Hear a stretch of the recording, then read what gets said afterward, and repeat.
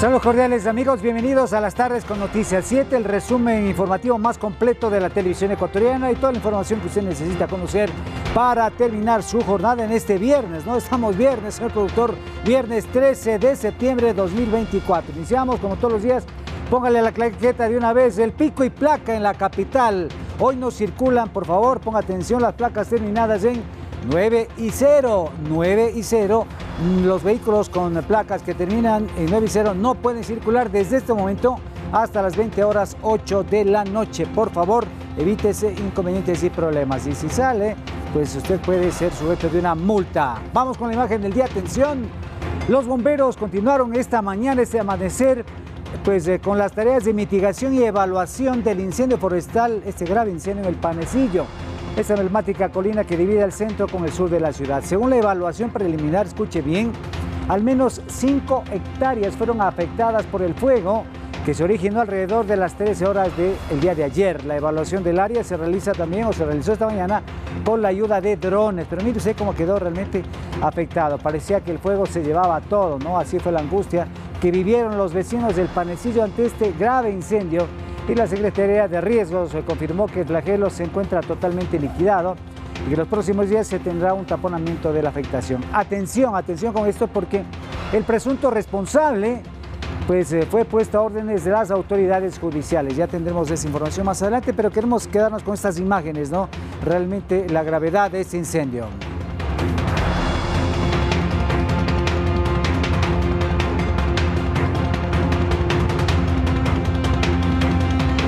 Y lo que decíamos, atención, y es que el principal sospechoso de provocar el incendio en el Panecillo fue procesado ya por el delito de generar incendios forestales y vegetación. En la audiencia de formulación de cargos, el juez dictaminó, escuche, una orden de prisión preventiva mientras dure la instrucción fiscal.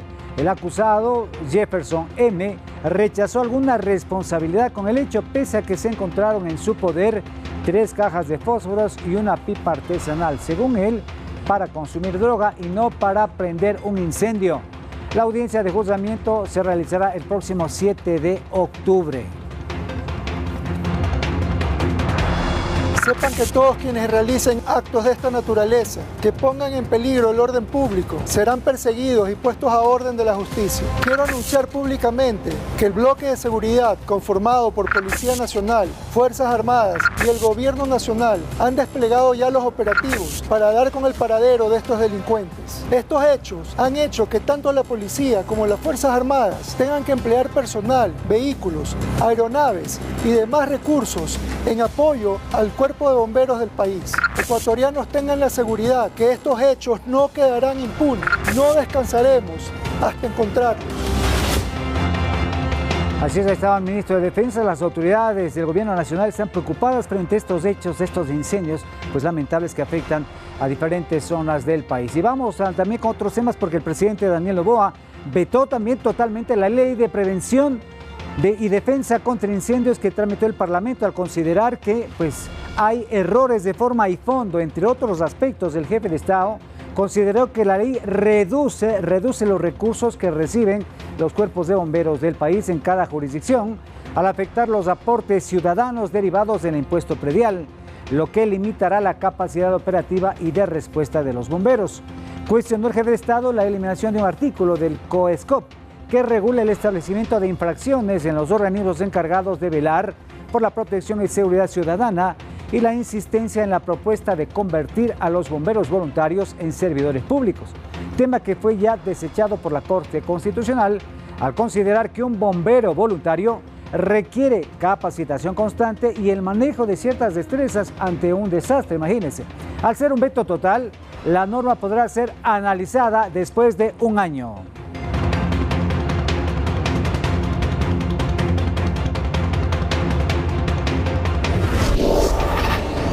Bueno, y vamos a revisar, atención, otros temas. El Pleno del Tribunal Contencioso Electoral aceptó la solicitud de recusación presentada por la asesora presidencial Diana Jácome, pues al juez Fernando Muñoz en la denuncia de Verónica Abad contra el presidente Daniel Noboa y 3 funcionarios de Estado. Muñoz no continuará al frente de la causa.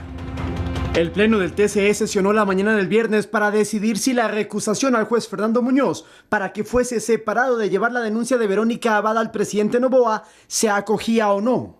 Y sin la presencia de Muñoz, el pleno conoció el informe que elaboró el juez Joaquín Viteri sobre el recurso que el 26 de agosto había presentado la asesora presidencial Diana Jacome para el cambio de Muñoz en la causa electoral. El argumento jurídico para recusar a Muñoz era por una enemistad manifiesta hacia el Ejecutivo, según se mencionaba en el expediente. Se puede observar el disgusto, la inconformidad, el malestar ante este gobierno, por lo tanto no es prudente y no es válido, no es legal que alguien que ha mencionado en diferentes medios su inconformidad, el disgusto, como lo mencioné, conozca una causa en contra precisamente del gobierno. El juez Viteri en su propuesta también recababa que Muñoz podría tener un posible sesgo personal, puesto que la imparcialidad exige que los jueces se abstengan de adoptar posturas que pueden ser percibidas como parcializadas o influenciadas por factores externos, como se evidenciado en el presente caso. Tras ese análisis, Viteri planteó lo siguiente en la propuesta que fue sometida al voto de sus compañeros. Aceptar el incidente de recusación propuesto por la abogada Diana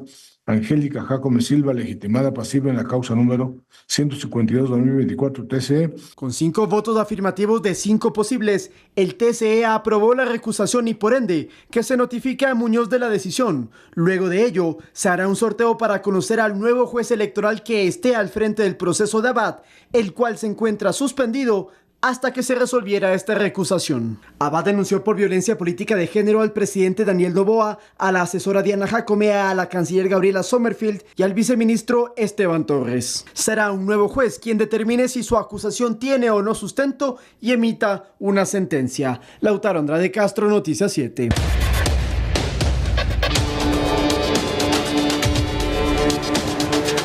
Guerra contra el terrorismo.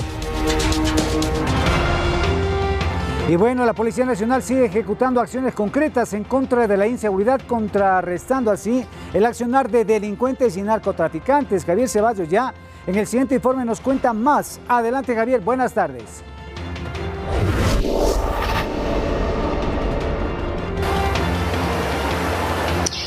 Hola Rommel, ¿qué tal? ¿Cómo estás? Un abrazo para ti y para todos los televidentes de Ecuador TV. Bueno, yo les cuento que la Policía Nacional ejecutó un duro golpe contra las organizaciones dedicadas al tráfico de drogas. Los detalles en la siguiente nota, veamos. Es, sin duda, otro golpe al hígado a las finanzas de los grupos de narcotráfico. En Pascuales, provincia del Guayas, fue localizado un camión en cuyo cabezal estaban guardados 1.100 paquetes rectangulares de cocaína. El peso total supera 1 tonelada. Según la información policial, el ilegal cargamento fue valorado para el mercado europeo en $44 millones.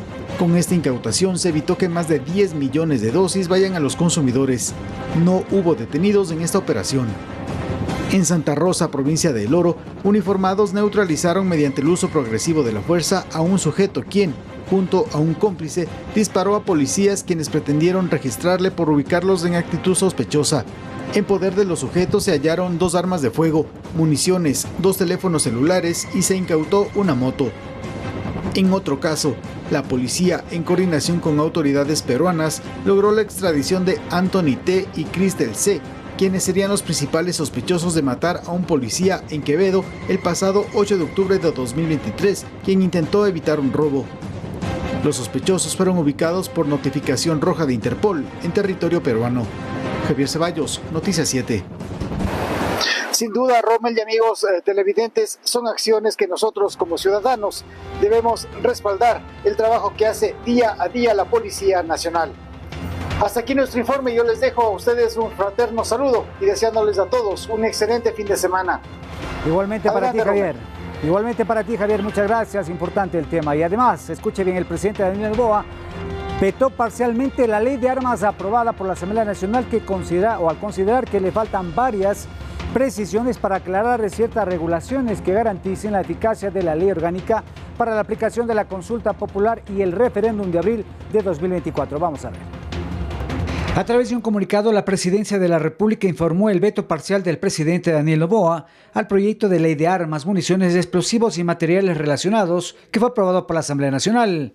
Se propone mejorar temas como la implementación de un sistema de trazabilidad para mantener el control de todo el ciclo de fabricación y producción de armas, municiones, explosivos y otros materiales relacionados. En el veto además se incluyeron textos para perfeccionar lo referente con las armas de uso militar y policial, agregando al Cuerpo de Seguridad y Vigilancia Penitenciaria en varios artículos. Además, incluyó otros temas para aclarar determinadas regulaciones que garanticen la eficacia de la ley orgánica para la aplicación de la consulta popular y permitir que las armas incautadas pasen a disposición de las Fuerzas Armadas y Policía Nacional. El tema en el bloque oficialista es considerado como una necesidad. Rommel Garzón, Noticias 7. Vamos a hacer una pausa, pero ya regresamos con más aquí en Las Tardes con Noticias 7. Ya venimos.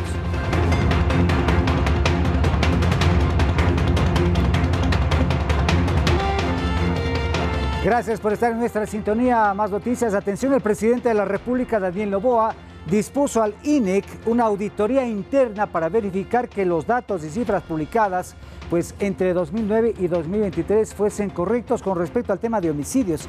Esto luego de una investigación académica que señala supuestas inconsistencias en las estadísticas de muertes violentas no determinadas. En la siguiente nota, un repaso de lo denunciado. Vamos a ver. La investigación del PhD guayaquileño Arduino Tomasi ha dado de qué hablar en las últimas semanas por señalar que entre el 2009 y el 2017 en el Ecuador se incrementaron las muertes no determinadas, es decir, cuya causa de deceso no se explica. De hecho, en el 2014, la tasa de muertes violentas de intención no determinada fue mayor a la tasa de homicidios. La cifra que encontró Tomasi en el INEC fue de 7.379 muertes no registradas durante ese lapso, dice el investigador. Coincidencialmente, desde que el gobierno de Rafael Correa dispuso la salida de la base de Manta. Para esconder cierto tipo de violencia social sería la idea, porque como encuentro en análisis, estas muertes violentas ocurren de intención no determinada, se disparan cada vez que caen las incautaciones de cocaína, se disparan en las rutas del narcotráfico, y se concentran, geográficamente, en la frontera norte. En su tesis postdoctoral que prepara en la Universidad de Chicago, agrega que estas muertes no especificadas se habrían producido en la ruta de la cocaína, un espacio ilícito por el que se trafican estupefacientes.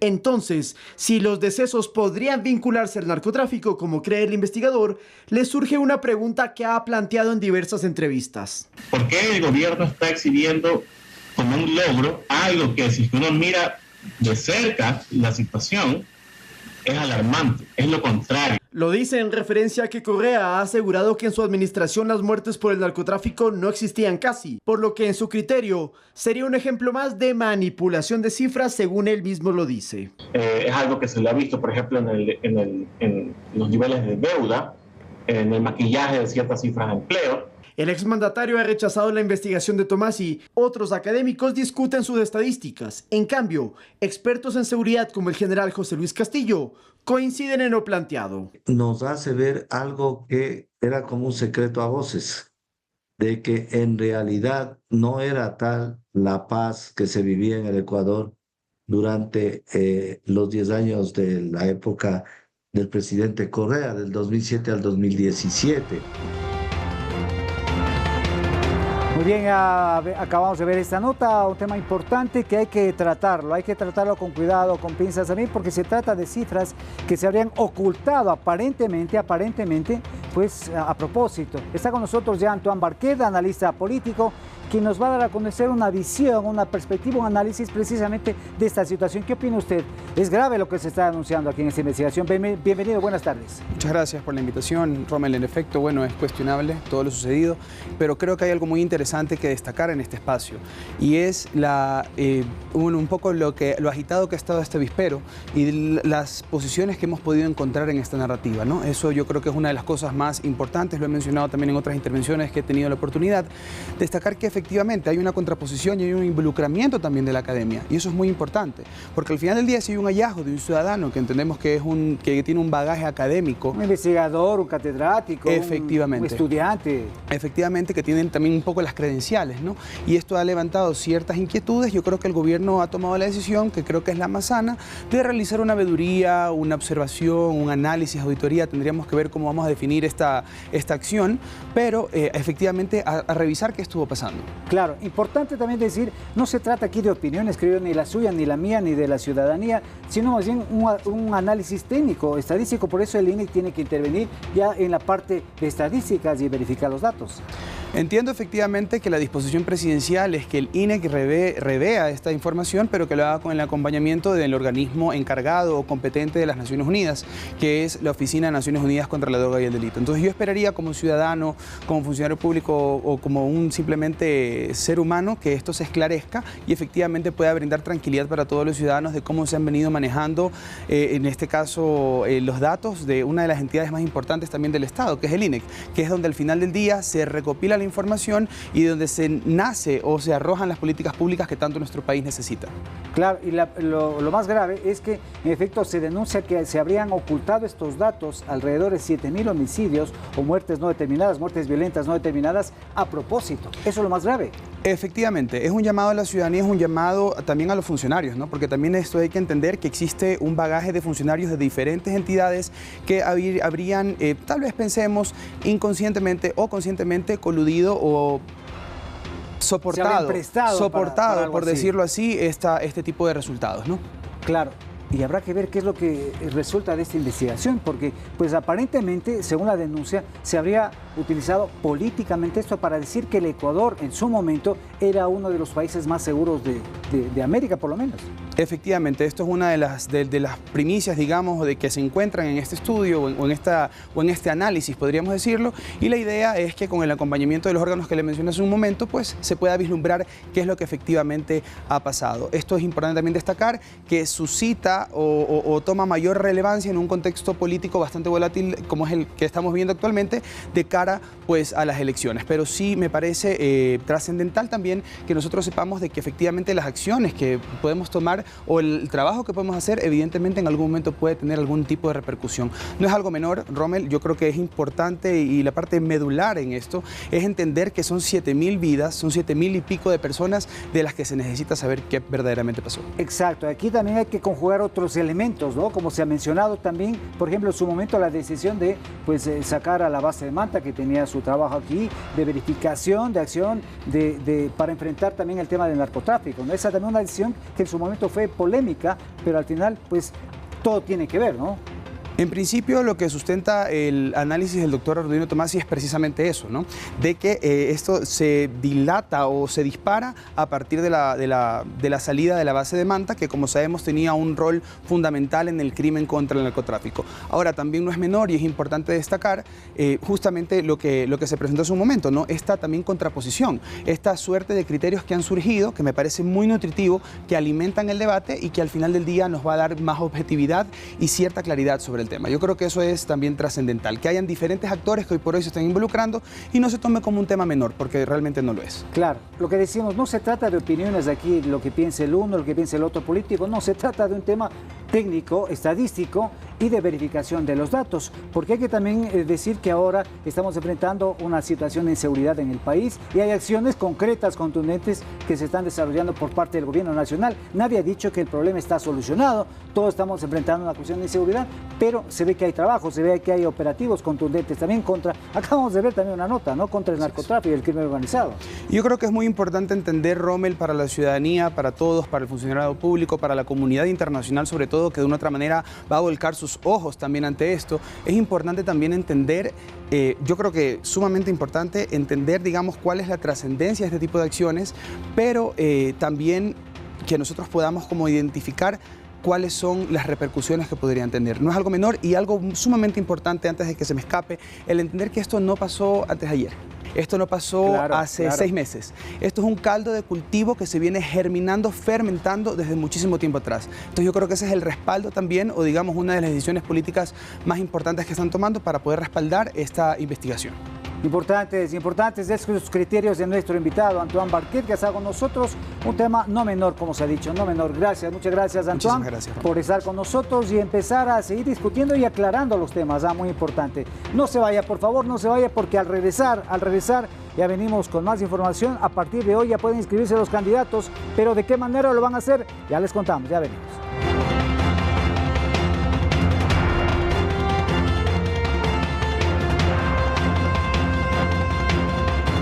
Continuamos con más noticias. Atención, desde hoy, 13 de septiembre, las organizaciones políticas ya están habilitadas para realizar la inscripción de sus candidaturas en el Consejo Nacional Electoral. Para conocer más detalles, hacemos contacto con nuestro compañero Edison Saavedra. Adelante, te escuchamos. Buenas tardes.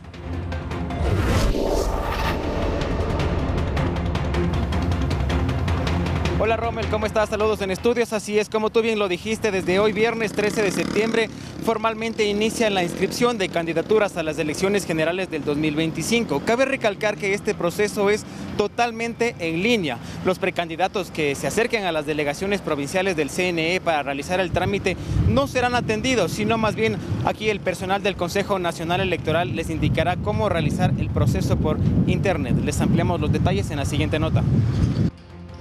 Una vez hecha la convocatoria oficial a elecciones generales 2025 y cumpliendo con el calendario electoral, desde este viernes 13 de septiembre los binomios presidenciales que buscan llegar a Carondelet podrán inscribir sus candidaturas, pero eso sí, deberán hacerlo 100% en línea.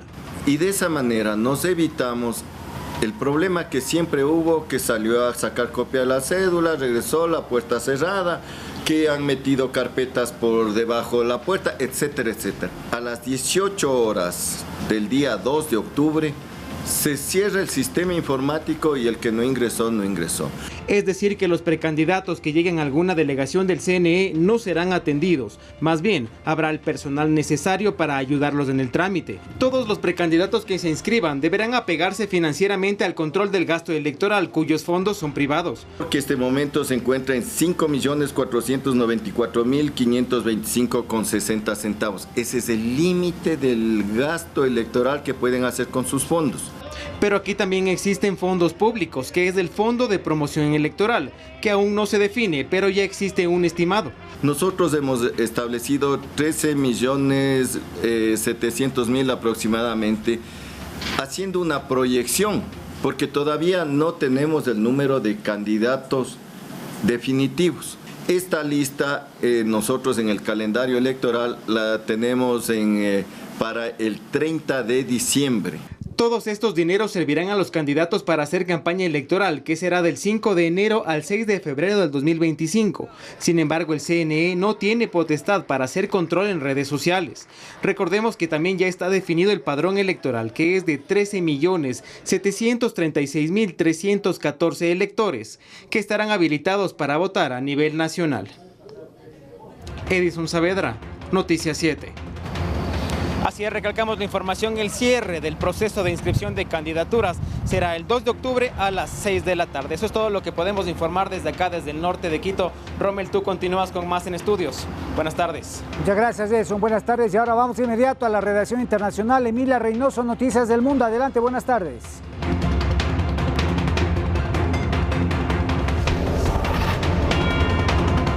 Rommel, amigos, buenas tardes. Bienvenidos nuevamente a la redacción internacional de Noticias 7. Feliz viernes. Les contamos que hoy a las 10 de la mañana el cofundador del cártel de Sinaloa, Ismael El Mayo Zambada, compareció frente a un tribunal en Estados Unidos por segunda vez y por primera vez en Nueva York.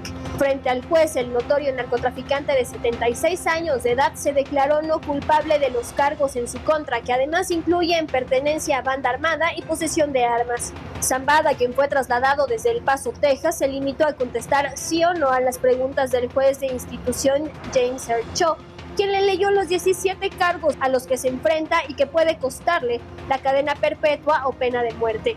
El Mayo se encuentra bajo custodia de Estados Unidos desde el 25 de julio, cuando fue detenido tras aterrizar en un avión privado en un aeropuerto de las afueras de El Paso en compañía de otro líder fugitivo del cártel, Joaquín Guzmán López, hijo de Joaquín El Chapo Guzmán.